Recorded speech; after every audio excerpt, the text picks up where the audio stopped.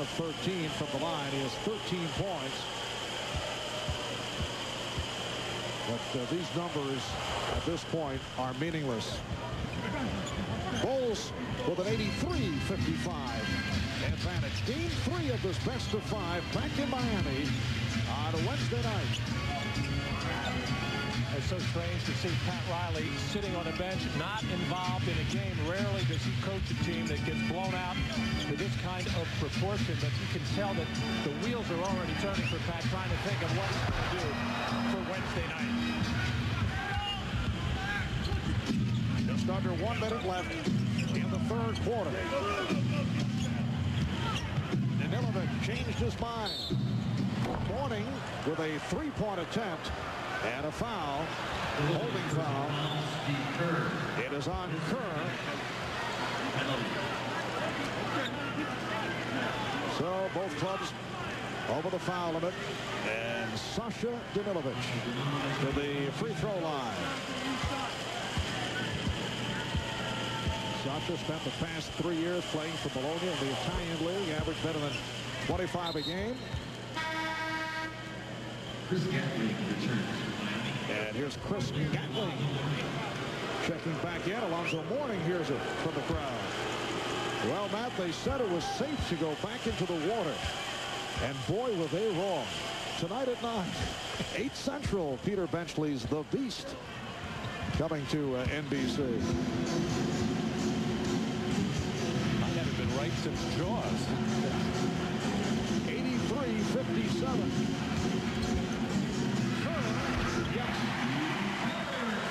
The Bulls 85 of the Heat 57. Down to a half minute left. Third quarter. Smith using the screen, pick and roll, backfire. Pippen, beautiful ball fake, yes, and it counts. He'll go to the line. He had Jordan to his left, looked him off, and was able to hit on the drive. Well, Scottie Pippen looks like the Scottie Pippen of the first part of the season. His body is alive. His hands are quick. And when he's had the ball in fast break situations, he has made the right decision just about every time. Whittington gets it back to Pippen. And they'll hold for a final shot. Down to 10 seconds. Down to 5. Pippen for 3. And Danilovic called for steps. 1/10 of a second left in the third quarter. They may adjust the clock. They put, let's see, 5/10 back up there. Alonzo Mourning. There's much to ponder about what took place here tonight at the United Center. 5/10 of a second left in the third. Pass for Pippen, broken up. So after 3, it's the Bulls by 30 points. We'll be back after these words from your local station. Telecast of the National Basketball Association may not be retransmitted, reproduced, or rebroadcast without the express written consent of the NBA. Well, the Miami Heat running the table with a trio of 19s, which is not good news for Pat Riley and the Heat as they are being drilled by 30. Michael Jordan played the entire third quarter despite the injury to his lower back late in the first half, and we may have seen the last of Michael for tonight. 29 points on 9 of 17 from the field. The one-time Chicago Bull, Stacey King, has checked in for the first time for the Miami Heat. Steve Kerr done tightly by Tony Smith, who comes up with the steal. Seeing Michael Jordan lying down in that fashion a few years back when Larry Bird had back problems, in particular during playoff time, having to rest like that when out of the game. And also Dennis Rodman during those championship years in Detroit would have to lie down on his stomach as well, trying to keep that back in a certain loose position. with the recovery after the ball was knocked out of his hands, able to get it to Pippen. The Bulls lead by 32. Opening minute, fourth quarter. Here's Corbin.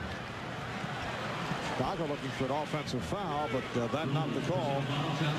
Foul on Sally, his second. Well, Scottie Pippen and Michael Jordan taking over this game early on. Both so sharp, so quick today with their bodies very much alive. Scottie Pippen always in the right place at the right time. And the ball movement of Chicago throughout this ball game has been too much. And the defensive philosophy of Miami is to get up, pressure the ball, and that's very difficult to do against quicker players. And that opens up a lot of good passing angles, swinging of the ball, and consequently good shots. And at the other end of the floor, Chicago's defense too quick, too active, too many deflections. The Bulls 89 and the Heat 59.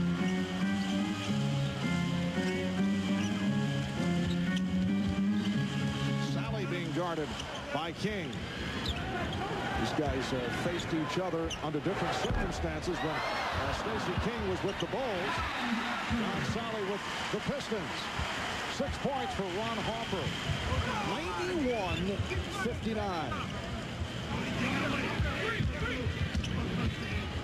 Danilovic has had a very difficult time. Last touch, though, by Chicago. The biggest margin of victory by the Chicago Bulls in playoff competition.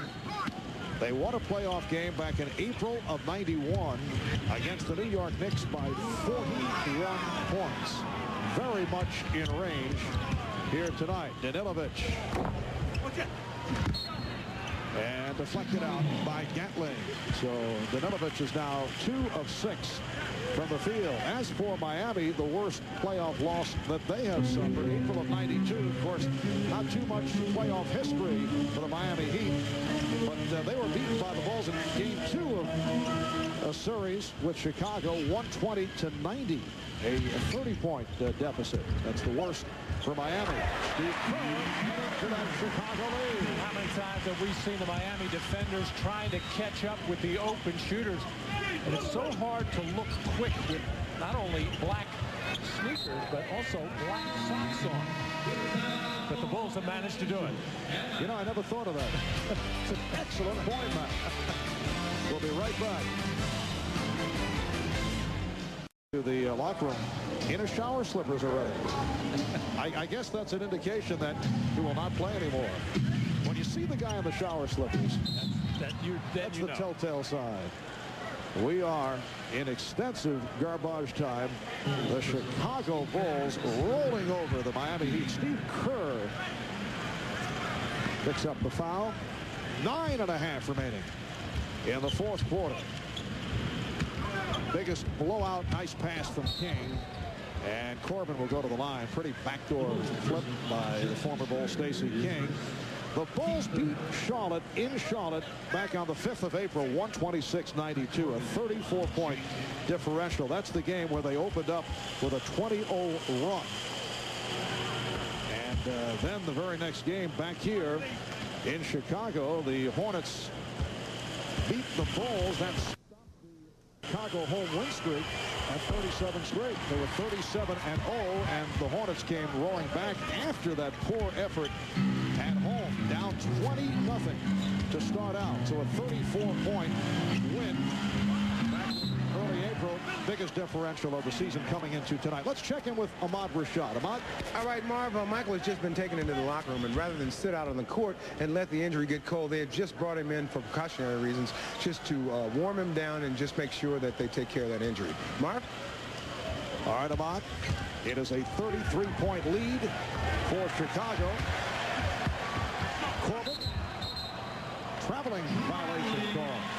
Miami's worst loss this season, a 32-point loss in Seattle in mid-January, and they're down here by 33.